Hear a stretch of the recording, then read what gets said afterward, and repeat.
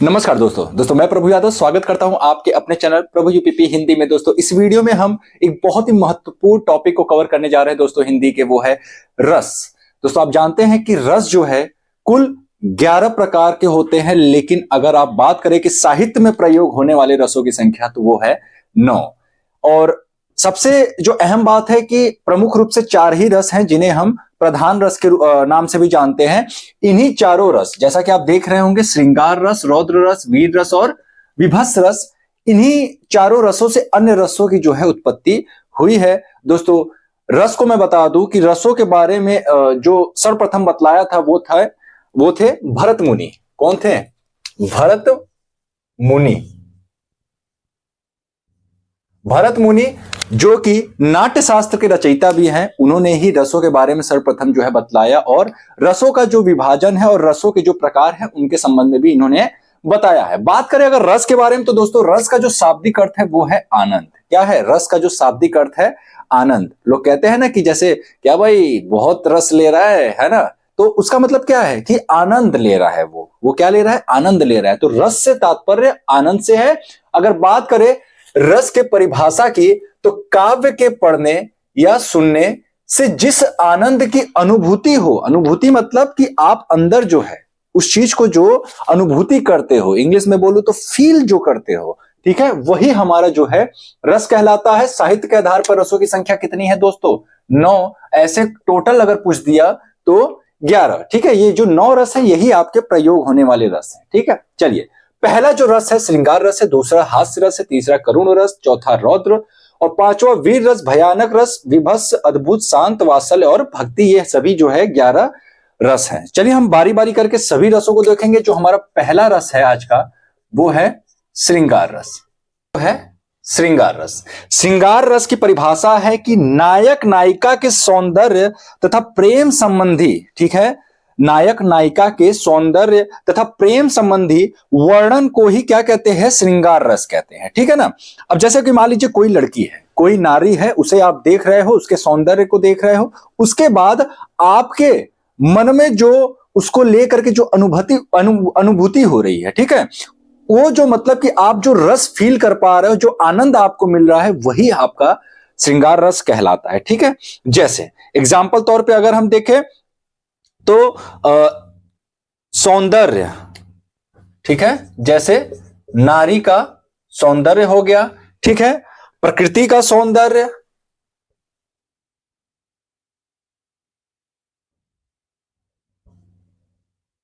ठीक। उसी प्रकार से हम देखते हैं जैसे कि आपका वसंत सुंदर वन है ना, वसंत ऋतु, और आपका सुंदर वन, ठीक है। इसके अलावा आपका पक्षियों का चहचहाना, पक्षियों का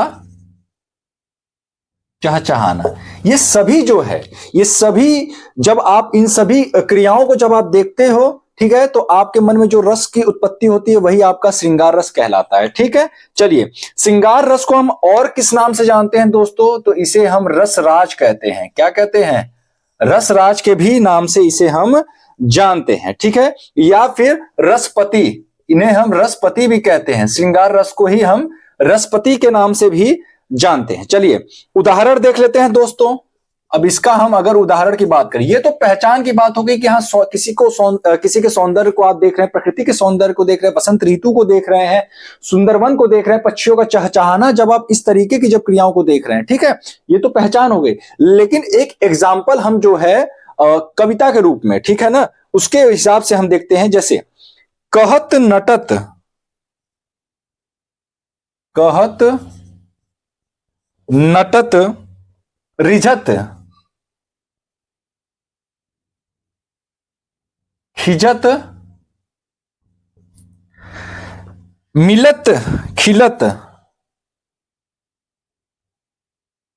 मिलत खिलत लजियात। ठीक है, अगला लाइन है कि भरे भौन में करत है, भरे भौन में करत है नैननु, नैननु ही सौ बात। यहां पे एक जो है कि समझ लीजिए आप, एक भवन है, वहां पे पूरा भरा हुआ है, लोगों से पूरा भरा हुआ है। वहां पे एक नायक और एक नायिका के बीच जो नैन से जो बात हो रही है, जो नैनों से जो बात हो रही है, उसके बारे में कवि जो है बतला रहा है। ठीक है ना, कि कहत नटत रिझत खिजत मिलत खिलत लजियात। ठीक है ना, तो इस प्रकार से जो आप देख रहे हो ना, ये जो शब्द हैं, ये सभी जो है श्रृंगार रस की पहचान है। ठीक है, जैसे शर्माना हो गया, है ना, शर्माना हो गया, और आपका जो है कि किसी को देख करके जब चेहरा जब खिलता है, तो इस प्रकार से। ठीक है, अब देखिए, जो श्रृंगार रस है आपका, ये दो प्रकार के होते हैं। कौन प्रकार, कितने प्रकार के होते हैं? दो प्रकार के होते हैं। पहला है आपका संयोग और दूसरा है आपका वियोग। ठीक है, अब देखिए संयोग श्रृंगार में क्या है। संयोग श्रृंगार पे जहां पर नायक नायिकाओं के एक दूसरे से मिलन और स्पर्श, आलिंगन, वार्तालाप, समझ में आ रहा है ना। श्रृंगार रस कब होगा? जहां पर नायक नायिका के एक दूसरे से मिलन, स्पर्श, आलिंगन, वार्तालाप आदि का वर्णन हो। कोई ऐसा लाइन, कोई ऐसी कविता जहां पे नायक नायिका के बीच में, उनके बीच में मिलन, वार्तालाप, या फिर आप कह सकते हो कि आलिंगन, मतलब कि गले मिलना, स्पर्श करना, छूना, इस तरीके के जब वहां पे वर्णन हो, तो वो किस में आते हैं? आपके संयोग श्रृंगार में आते हैं। एग्जाम्पल देख लेते हैं, चीजें जो है एग्जाम्पल के माध्यम से क्लियर होंगी। बतरस लालच लाल की, बतरस लालच लाल की मुरली धरी लुकाए, मुरली धरी लुकाए, सौह करे भौहनी हंसे, सौह करे भौहनी हंसे, दैन कहे नहीं जाए, दैन कहे नहीं जाए। तो यहां पे स्त्री और पुरुष के बीच जो संयोग की बात करी जा रही है। ठीक है, तो यहां पे कौन सा आपका रस हो जाएगा? संयोग रस होगा। अब वियोग रस के बारे में देखते हैं कि वियोग रस जो है कहां पर होगा। जहां पर नायक नायिका के बीच प्रबल प्रेम होने के बाद भी उनके बीच में एक दूसरे से मिलन की संभावना न होती हो। ठीक है ना, देखिए ध्यान दीजिए, जहां पर नायक नायिका के बीच प्रबल प्रेम होने के बाद भी मिलन न हो पावे, अर्थात जहां पर नायक नायिका के वियोग का वर्णन हो, यानी कि अलग अलग। ठीक है ना, वियोग, जैसा कि नाम से आप देख रहे होंगे, अलगाववाद को ये बता रहा है, अलगाव चीज, अलगाव दर्शा रहा है। ठीक है ना, तो इसके एग्जाम्पल को देखते हैं। निशिदिन बरसत नयन हमारे, निशिदिन बरसत नयन हमारे, सदा रहती पावस ऋतु हम, सदा रहती पावस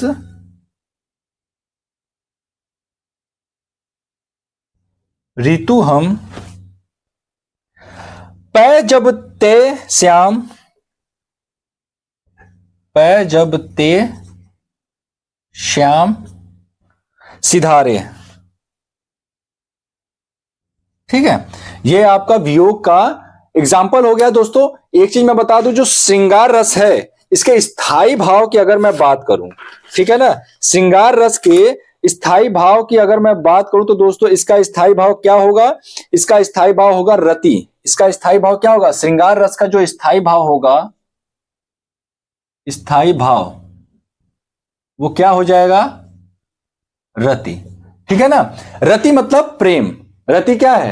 रति प्रेम को दर्शाता है। ठीक है, देखिए जितने रस हैं इनका एक एक स्थायी भाव है। जैसे जो आप हास्य रस देख रहे हो, इसका स्थायी भाव क्या हो गया? रति हो गया। हास्य रस का स्थायी भाव क्या हो जाएगा? तो हास हो जाएगा। करुण रस का स्थायी भाव क्या होगा? तो शोक हो जाएगा। इस तरीके से अभी मैं एक एक करके सबको बताऊंगा, और स्थायी भाव आप सभी को याद करना है, क्योंकि स्थायी भाव से भी एक प्रश्न आपकी परीक्षा में पूछा जाता है। तो ये हो गया हमारा संयोग और वियोग। संयोग में क्या होगा? नायक नायिका का मिलन होगा। वियोग में क्या होगा, नायक नायिका एक दूसरे से के साथ प्रेम में रहते हुए, ठीक है, लेकिन मिल नहीं सकते हैं वहां पे। ऐसा नहीं है कि कभी नहीं मिल पाएंगे। जैसे मान लीजिए कि कोई दंपत्ति है, पति पत्नी का जोड़ा है, अब पति गया है परदेश कमाने के लिए, पत्नी कहां पर है, घर पे है, अपने गांव में है। तो ऐसा तो नहीं है कि वो पति कभी कमा कर आएगा ही नहीं, वो आएगा, लेकिन फिलहाल में वो दोनों अलग अलग हैं, ठीक है ना। तो वहां पे क्या हो जाएगा, हमारा वियोग होगा, ठीक है। चलिए अगला हमारा क्या है, हास्य रस। हास्य रस, हास्य रस की परिभाषा को देखिए, किसी की वेशभूषा, वाणी आदि की विकृति को देख करके मन में जो हास नामक रस उत्पन्न हो या फिर प्रसन्नता का भाव जो उत्पन्न होता है, उसे हम हास्य रस कहते हैं। जैसे कि एक चीज का ध्यान दीजिएगा, हास्य रस का जो स्थायी भाव है, सबसे पहले तो आपको यही लिखना है कि स्थायी भाव क्या होता है। स्थायी भाव क्या हो जाएगा, हास। स्थायी भाव क्या होगा, हास हो जाएगा इसका स्थायी भाव। बात करें, यह एक मनोरंजक रस है। यह क्या है, एक मनोरंजक रस है, और सभी रसों में संभवतः सबसे अधिक सुखदायक वाला रस है, ठीक है। इस रस को जब भी आप किसी कविता में आप इसको अनुभूति करेंगे तो आप अंदर से आपके मन में प्रसन्नता जागृत होगी, ठीक है ना। तो ये हास्य रस जो है, इसका स्थायी भाव क्या हो जाएगा, हास, ठीक। चलिए उदाहरण देख लेते हैं।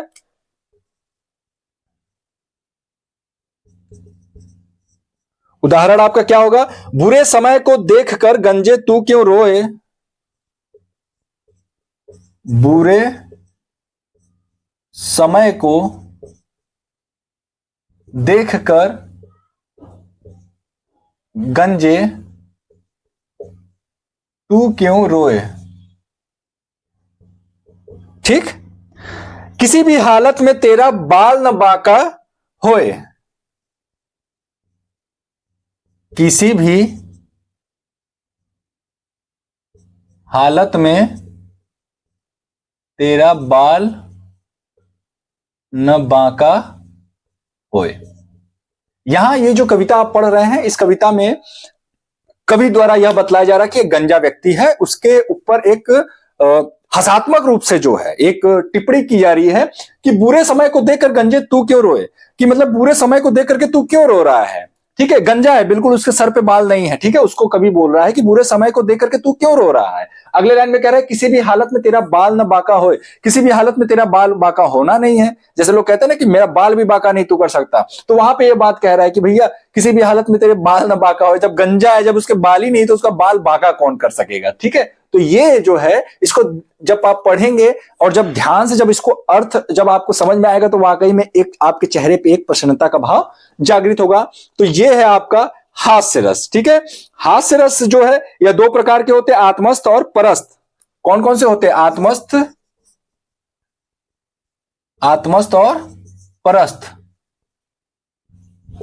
ठीक है। आत्मस्थ यह केवल हास्य के विषय को देखने मात्र से उत्पन्न हो जाता है। जो आत्मस्थ है, आत्मस्थ का मतलब कि किसी हास्य का विषय, कोई अगर विषय है ना, तो उसको देख करके ही आपको जो है हंसी आ जाएगी। और परस्थ क्या है, परस्थ है कि यह दूसरों को देखते, मतलब दूसरे को जब आप हंसते हुए देखोगे ना, तब आपको आपके मन में प्रसन्नता का भाव जागृत होगा। जैसे मान लीजिए कि दो दोस्त हैं, मान लीजिए आपका कोई मित्र है, उसको आप हंसते हुए देख रहे हो, तो जाहिर सी बात है, कभी आप किसी को हंसते हुए देखोगे ना, तो आप भले ना हंसो, लेकिन मन में आपके हंसने वाली एक जो भाव है वो उत्पन्न हो जाती है। तो उसी के बारे में बता रहा है, वो किस में जाएगा, परस्थ में जाएगा। और आत्मस्थ कब होगा, जब किसी विषय के बारे में आप पर्टिकुलर बात करते हो, तो वहां पे आपका आत्मस्थ होता है। चलिए तीसरा हम देखते हैं, करुण रस।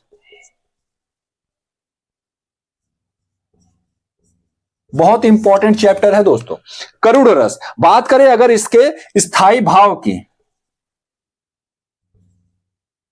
इसका स्थायी भाव क्या होगा, तो शोक। इसका स्थायी भाव क्या हो जाएगा, इसका स्थायी भाव होगा शोक, ठीक है। चलिए अब करुण रस देखिए, ध्यान दीजिएगा, करुण रस और वियोग रस में एक फर्क है। करुण रस में क्या होता है, जैसे मान लीजिए कि स्त्री और पुरुष हैं, ठीक है। अगर पुरुष गया बाहर कमाने के लिए, स्त्री गांव में है, तो पुरुष और वो अलग तो है, लेकिन आप कहें हमेशा के लिए हैं, ऐसा नहीं है भाई, वो कमाने गया, वो आएगा, तो वहां पे वियोग श्रृंगार रस होगा।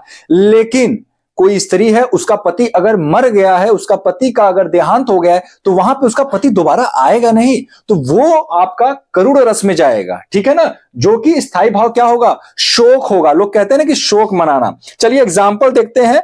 अगर देखिए पहचान क्या होगा, पहचान की बात करें अगर, तो जैसे जहां पे अगर कोई छाती पीट रहा है, छाती पीटना, ठीक, रोना इत्यादि, ये सभी क्या है, ये जो है आपके करुण रस के पहचान है, ठीक है ना।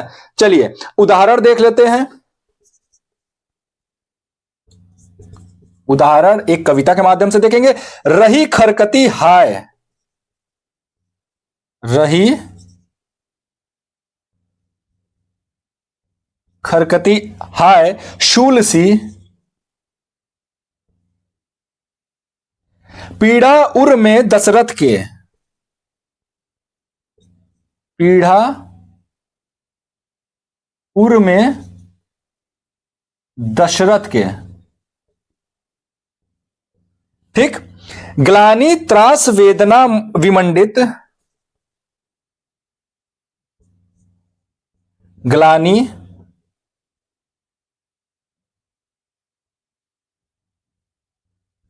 त्रास वेदना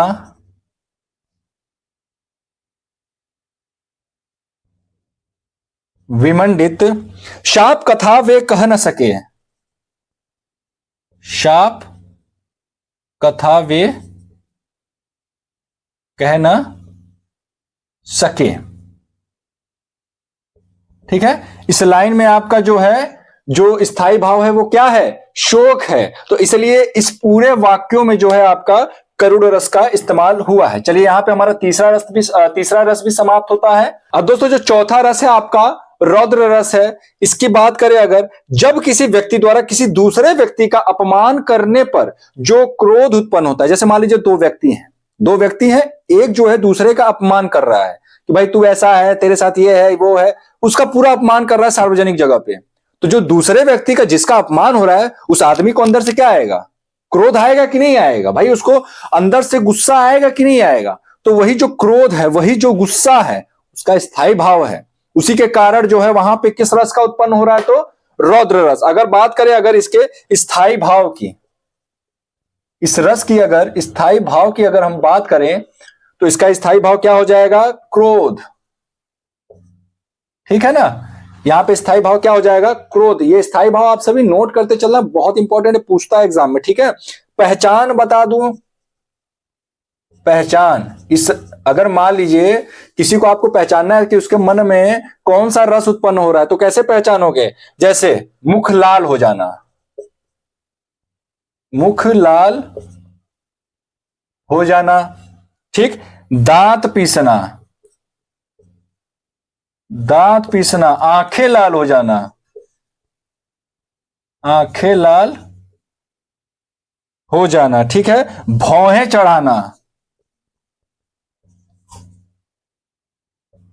ठीक है। ये सभी क्या होंगे आपके रौद्र रस के स्थायी भाव, क्रोध, ठीक है।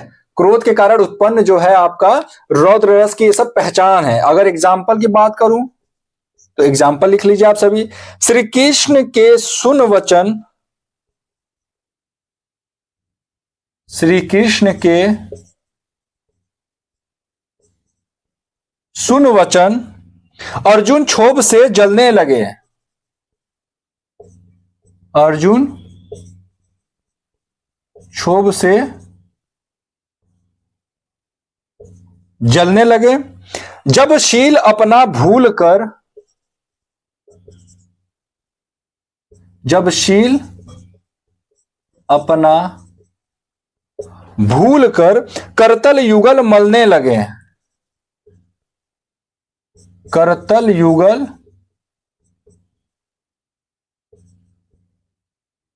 मलने लगे, ठीक। संसार देखे अब हमारे शत्रु रण में, संसार देखे अब हमारे शत्रु रण में, ठीक है, मृत पड़े।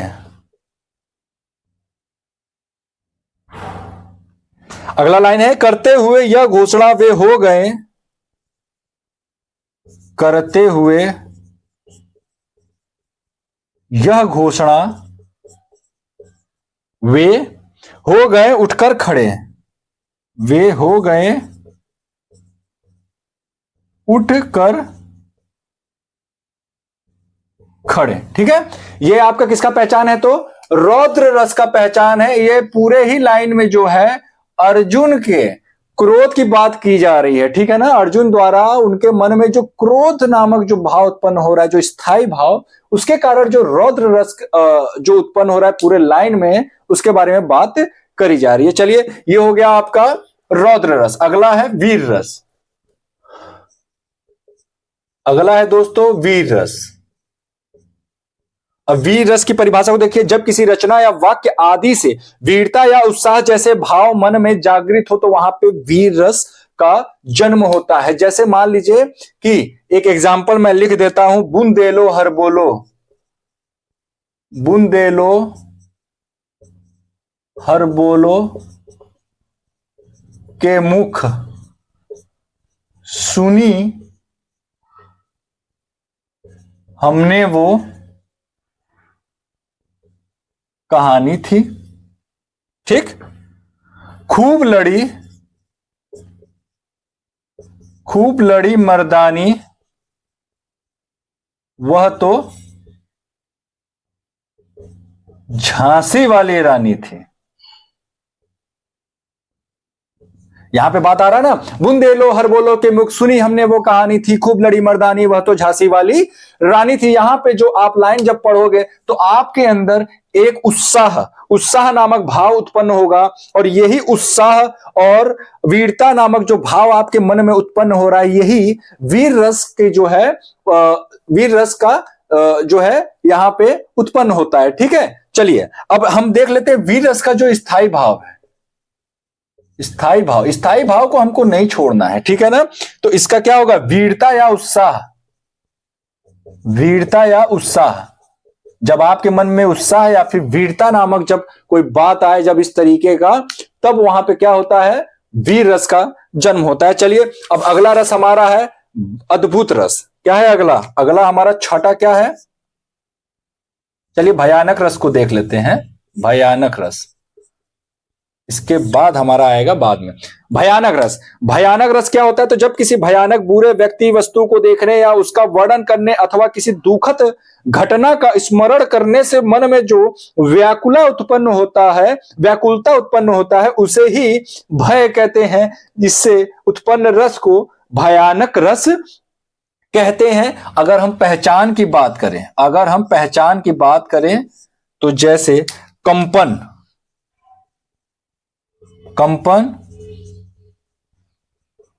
पसीना छूटना, ठीक है, मुंह सूखना, या चिंता इत्यादि, ये सभी क्या हैं? ये सभी पहचान होते हैं भयानक रस के। अब देखिए, ये भयानक रस को आप कैसे जो है इसको पकड़ेंगे? तो इसके स्थायी भाव को सबसे पहले आपको देखना है। स्थायी भाव क्या है इसका स्थायी भाव है भय मतलब डर। जब भी जैसे मान लीजिए शेर आपके सामने आ गया तो आप उसको देख के क्या करोगे? उसके साथ खेलोगे? लबी डबी तो नहीं ना करोगे। उसके साथ आप क्या करोगे? उसको देख के पहले आप डर जाओगे। आप जो है आपका पसीना छूटने लगेगा, शरीर में कंपन सी होने लगी, ये शेर आ गया। तो इस तरीके से जब आपके अंदर ये जब स्थायी भाव भय जब उत्पन्न हो तो वहां पे क्या होता है? भयानक रस होता है। चलिए उदाहरण देख लेते हैं। एक और अजगर ही लिख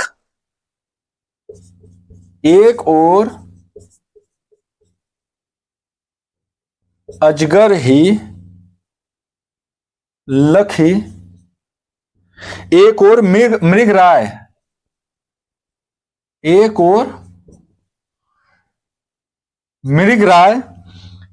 विकल बटोही बीच ही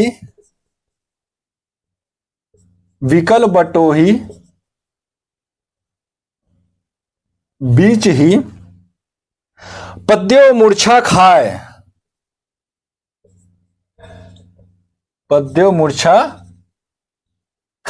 तो यहां पे बात कर रहा है कि भैया एक और अजगर है और एक क्या है, एक और जो है आपका मृगराय है। क्या है? मृगराय। अब भाई वो जाए तो जाए कहां, मतलब बीच में फंसा हुआ है बटोही, वो करे तो करे क्या।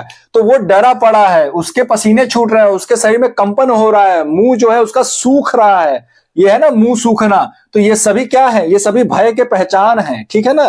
तो यहां पे कौन सा रस होगा, तो आपका भयानक रस होगा। चलिए अगला हमारा विभत्स रस है। अगला क्या है? विभत्स रस। तो जो अगला रस है वो है विभत्स रस। विभत्स रस की परिभाषा को सुनिए जरा। घृणित वस्तुओं, चीजों, व्यक्तियों को देखकर या उनके संबंध में सोचकर, सुनकर मन में उत्पन्न होने वाली जो आपकी भावना है, वही हमारी क्या कहलाती है? विभत्स रस कहलाती है। ध्यान दीजिएगा, इसकी जो स्थायी भाव है, इसका स्थायी भाव क्या होगा? तो जुगुप्सा। जुगुप्सा इसका स्थायी भाव होगा। अब जरा इसको समझिए, जैसे मान लीजिए कि कोई कुत्ता है, बिल्कुल उसके शरीर जो है सड़ चुके हैं, ठीक है, उसको देख करके क्या आएगा कि भाई उसको गोद में उठा करके खिला ले, ऐसा तो नहीं है।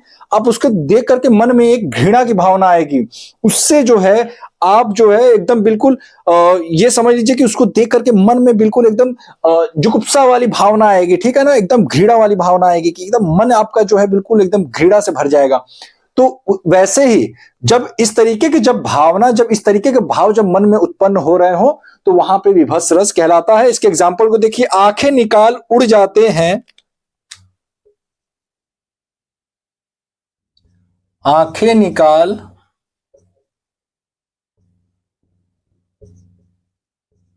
उड़ जाते हैं, क्षण भर उड़कर आ जाते हैं, क्षण भर उड़कर आ जाते। शव जीभ खींचकर कौवे, शव जीभ खींचकर कौवे चुभला चुभला कर खाते हैं, चुभला चबला कर खाते हैं।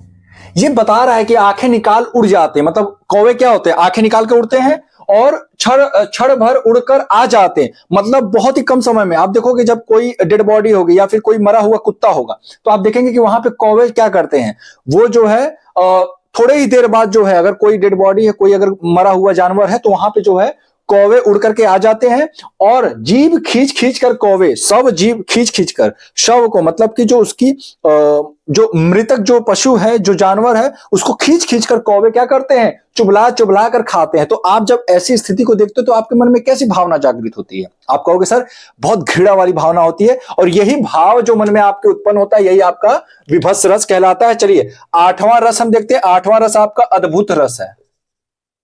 अद्भुत रस।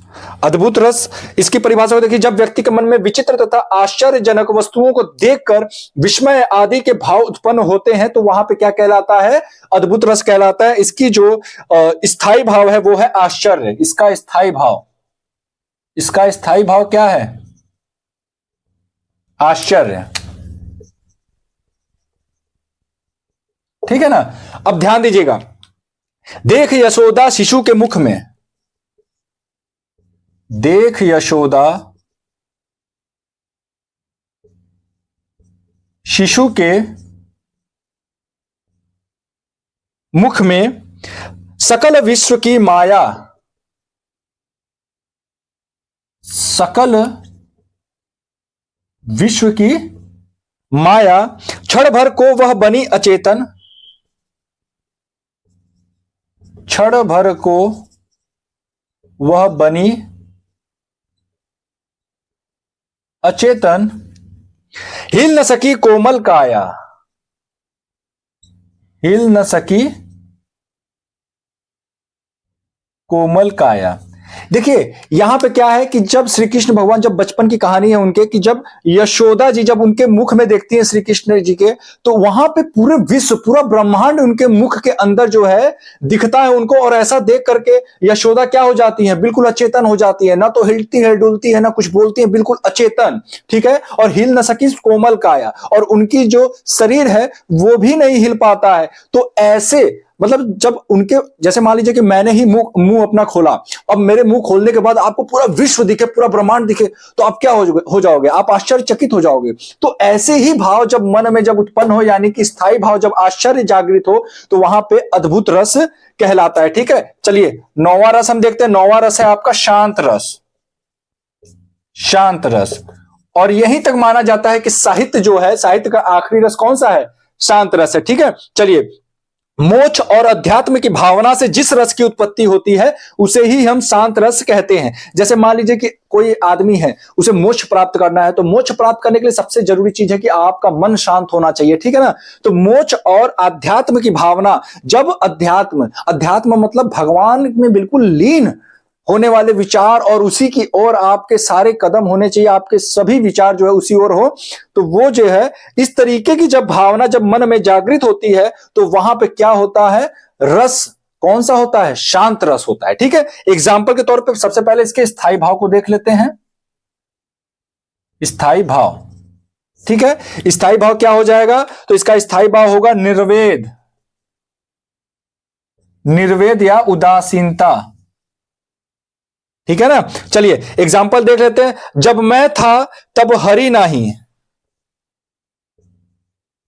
जब मैं था तब हरि नहीं, अब हरि है मैं नहीं, अब हरि है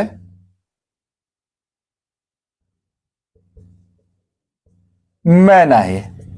ठीक है, इसी के बाद एक और है, सब अंधियारा मिट गया जब दीपक देखा माही, सब अंधियारा मिट गया जब दीपक दिख्या माही, जब दीपक दिख्या माही।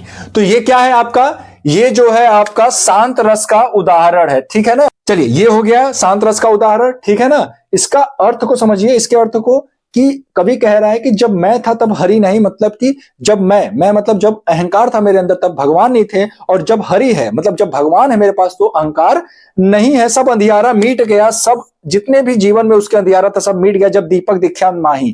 ठीक है, जब उसने जो है रोशनी स्वरूप जब भगवान को देखा। ठीक है ना, चलिए यहां पे आपका शांत रस भी समाप्त होता है। अगला रस है वात्सल्य रस। अगला क्या है, वात्सल्य रस। माता का पुत्र के प्रति प्रेम, बड़ों का बच्चों के प्रति प्रेम, गुरुओं का शिष्य के प्रति प्रेम, बड़े भाई का छोटे भाई के प्रति प्रेम, क्या कहलाता है आपका, ये एक वात्सल्य रस का उदाहरण होता है। जैसे इसके स्थायी भाव की बात करें तो वात्सल्यता या अनुराग। स्थायी भाव क्या होगा, वात्सल्यता या अनुराग। ठीक है ना, अब एग्जाम्पल देख लेते हैं। अब वात्सल्यता रस का मतलब समझिए कि माता का जो पुत्र के प्रति प्रेम होता है, और गुरु का जो शिष्य के प्रति प्रेम होता है, और बड़े भाई का या बड़ी बहन का जो अपने छोटे भाई या छोटी बहन के साथ जो प्रेम जुड़ा होता है, वही वात्सल्य प्रेम कहलाता है। यानी बड़ों का प्रेम जो छोटों के प्रति होता है वो वात्सल्य प्रेम। ये नहीं कि छोटे का जो बड़े के प्रति, वो नहीं होगा, बड़ों का जो छोटे के प्रति प्रेम आएगा वो आपका वात्सल्य रस के अंतर्गत आता है। चलिए इसका उदाहरण देख लेते हैं। बाल दशा सुख निरखी जसोदा, बाल दशा सुख निरखी जसोदा, ये ज है, जसोदा। पुनी पुनी नंद बुलवाती, पुनी पुनी नंद बुलवाती। अचरा तर लय ढाकी सुर, अचरा तर लय ढाकी सुर प्रभु को दूध पिवाती, प्रभु को दूध पिलवाते। ठीक है, ये इसका उदाहरण हो गया। चलिए अगला और आखिरी रस आज का हमारा क्या होगा, भक्ति रस। भक्ति रस, ठीक है। चलिए भक्ति रस की परिभाषा ईश्वर के प्रति प्रेम का वर्णन ही, ईश्वर के प्रति प्रेम का वर्णन ही क्या कहलाता है, भक्ति रस कहलाता है। और भक्ति रस का जो स्थायी भाव है देवरति, स्थायी भाव क्या हो जाएगा, देवरति। ठीक है, अब देवरति है। अब मैं बता दूं इसकी परिभाषा, इसकी परिभाषा क्या हो गया, एक बार फिर से देख लीजिए कि ईश्वर के प्रति प्रेम, हमारा जो ईश्वर के प्रति, जो भगवान के प्रति जो प्रेम है वही क्या कहलाता है, आपका भक्ति रस कहलाता है। इसके एग्जांपल की बात करें तो असुवन जल सींची सींची,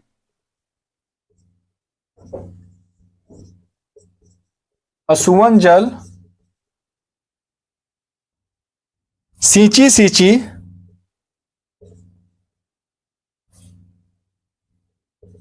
प्रेम बेली बोई, प्रेम बेली बोई, मीरा की लगन लागी होनी हो सो होई, मीरा की लगन लागी होनी हो सो होई। ठीक है ना, इसका अर्थ देखिए, इस लाइन में जो है मीरा का श्री कृष्ण के प्रति जो प्रेम है, जो उनका जो कह सकते हैं आप, जो भगवान के प्रति जो प्रेम है, ठीक है ना, वही क्या है इस लाइन में दर्शा रहा है। जैसे असुवन जल सींची सींची प्रेम बेली बोए, ठीक है, तो उनका कहने का, इस कवि का कहने का मतलब है कि मीरा अपनी आंख से जो आंसू निकल रहे हैं, ठीक है ना, उस आंसू से जो वो मतलब सींच रही हैं, प्रेम बेली बोए, ठीक है ना, प्रेम नामक जो एक बीज है, ठीक है ना, उस आंसू से जो बो रही हैं वो मीरा की लगन लागी होनी हो सो होई, मतलब मीरा की लगन लग चुकी है भगवान से, जो होना होगा सो होगा। इसी लाइन में इस चीज को बता रहा है कि मीरा का भगवान श्री कृष्ण के प्रति जो प्रेम है ना, वो उसमें जो रस उत्पन्न हो रहा है, कौन सा रस उत्पन्न हो रहा है, तो भक्ति रस उत्पन्न हो रहा है। ठीक है ना, क्योंकि जब हमारा भगवान के प्रति जो प्रेम है, इस तरीके का जब कहीं लाइन आपको दिखेगा, कोई कविता दिखा, तो वहां पे हमेशा जो है भक्ति रस उत्पन्न होगा। यहीं पे हमारा रस समाप्त होता है। कुल रस कितने हैं, 11 हैं। अगर आपसे पूछा कि प्रयोग के आधार पे और साहित्य के अनुसार कितने रस हैं, तो आप क्या बताएंगे, 9 रसों का जो खोज किया था या फिर जो इसकी जो रचना किया था, किसने किया था, तो भरत मुनि ने किया था। भरत मुनि ने ही नाट्य शास्त्र की भी रचना किया। चलिए यहीं पे हमारा रस जो आज का चैप्टर था ये समाप्त होता है। उम्मीद करता हूं आपको पसंद आएगा। दोस्तों अगले वीडियो में हम देखेंगे छंद को, देखेंगे, उसके बाद हम अलंकार को समाप्त करेंगे। ये सभी टॉपिक जो है इंपॉर्टेंट है। तो दोस्तों फिर मिलते हैं किसी अन्य वीडियो के साथ, तब तक के लिए जय हिंद, जय भारत।